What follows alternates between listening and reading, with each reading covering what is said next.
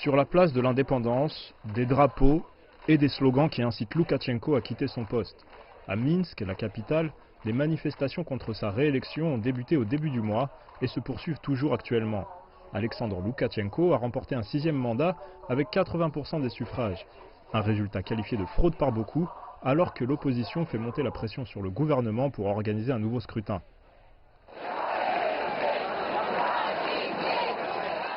Loukachenko a accusé l'opposition de tenter de s'emparer du pouvoir et d'agir sous influence étrangère. L'actuel président a également durci sa ligne pour reprendre le contrôle de la situation. Il a renforcé la présence policière et menacé de licenciement les fonctionnaires qui se joignent aux manifestations. Des centaines de personnes ont été blessées lors d'affrontements avec la police et des milliers d'autres arrêtés. Les réactions internationales sont mitigées et l'Union européenne a rejeté le résultat des élections mercredi.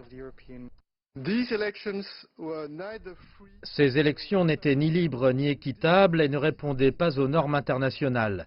Nous ne reconnaissons pas les résultats présentés par les autorités bélarusses. Le peuple bélarusse mérite mieux, il mérite le droit démocratique de choisir ses dirigeants et de façonner son avenir. Lors d'un sommet en ligne, l'Union européenne a annoncé son intention d'imposer des sanctions aux responsables biélorusses qui, selon elle, sont responsables de violences, de répression et de fraude électorale. Loukachenko a déclaré la semaine dernière qu'il avait obtenu un engagement de Moscou pour l'aider à assurer la sécurité à l'intérieur du pays.